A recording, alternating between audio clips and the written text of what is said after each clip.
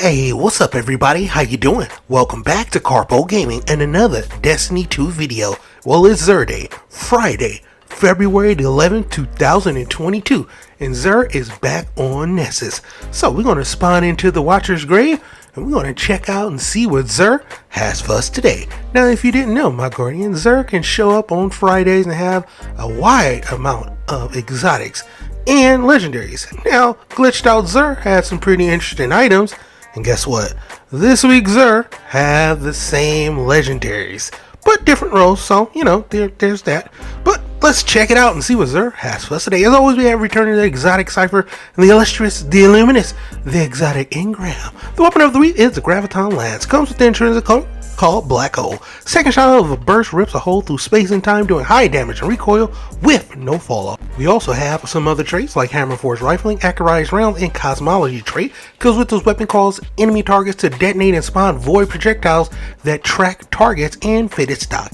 Excellent in PvE and in PvP, although it fired like a scout rifle. Just keep that in mind. Add it to your collection. Next up, the Lucky Raspberry is an exotic chess piece for the Hunter class. Comes with an intrinsic perk called Probability Matrix. Increases the chaining capabilities of Arc Bow Grenade and has a chance to recharge it each time it deals damage, which is pretty good. And always a full charge when it recharges. Excellent in PvE and in PvP. Next up, Mask of the Quiet One comes with the intrinsic perk called Dreaded Visage. Grants ability energy when you're damaged, and when critically wounded, regain maximum health on kills. This exotic helmet for the Titan class is pretty good in PvE and in PvE.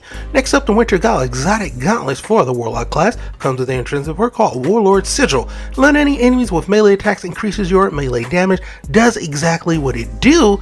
Pick it up, add it to your collection. Decent in PvE and in PvP. Next up, the Gnawing Hunger is going to be our legendary weapon.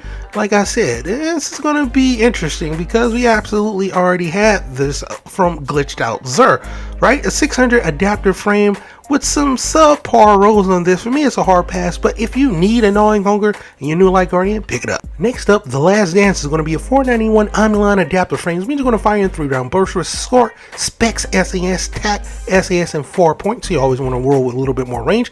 Pendant Mag and Hammer Piercing rounds. So always want to roll with the range on this. Quick Draw and Dragonfly, making this a pretty interesting roll with the range masterwork. Should be good in PvE and pretty decent in PvP as well. Next up, ladies and gentlemen, we have the Cold and Outpost Rifle. 340 high impact frame with corkscrew rifling on this bad boy.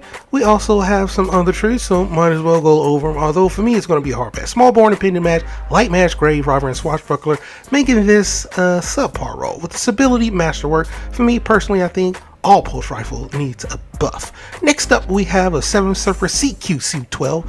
This is going to be a shotgun with small bore and full choke. Always want more range, tactical mag and light mag, quick draw, and vorpal weapon, making this a pretty good roll. Depends on what you like, but yeah, it's almost a god roll if you could swap out a few of these mods. So yeah, not a bad roll on the 7 Surfer CQC-12 or shotgun.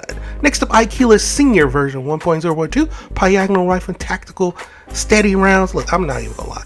The only good mods on here is No Distraction, Multi-Kill Clip. Steady rounds is decent. I mean, this 140 rapid fire frame is one that you need the exact rolls on it for Merc and PvP. In PvE, it should be pretty good though. So if you really want to get this sniper rifle, pick it up and add it to your collection. And last but not least, the Temptation Hook. This is going to be probably the best one out of everything. It's going to be a caster frame, so you're going to throw out those nice little bolts. We got Hunger Edge, Jagged Edge, and Tempered Edge. So you're definitely going to have a little bit more impact. Burst Guard and Enduring Guard. Not bad at all. Tireless Blade, which is always good to get some ammo back, and Vorpal Weapon, which means this is a pretty good roll with Impact Mastery for PvE and for PvP. It should be excellent. And last but not least, ladies and gentlemen, we have the 3rd Oxium Pulse Rifle. 390 adapter frame with arrowhead break, small bore, so you definitely want to roll with small bore. We have extended magazine and high cal, roll with the high cal, hip fire and unrelenting, which the last 2 mods definitely need work, definitely need buff. So for me, it's a hard pass. The other 2 rolls are good with the handling masterwork, but for me, it's a hard pass. All right, now for the lovely armor, we have the Lost Pacific set. Now, none of the rolls on these armor pieces are great, right? But this is the thing. you only could get this from Titan, and the Titan planet is no longer in Destiny 2. So if you want to get this and you're a new light player, this is your chance to get it. The helmet is the best looking one out of all of them. All your Guardians are going to have that space looking theme, so pick it up just for transmog, in my opinion. At least that's what I did. So there you have it, ladies and gentlemen. These are all the lovely legendaries and all the exotics that Xur has brought for us today, February the 11th, 2022. Happy Friday, my Guardians. Hope you and yours is having a wonderful day. Thanks for watching, and yeah, as always, I'll be seeing y'all in the next one. Later.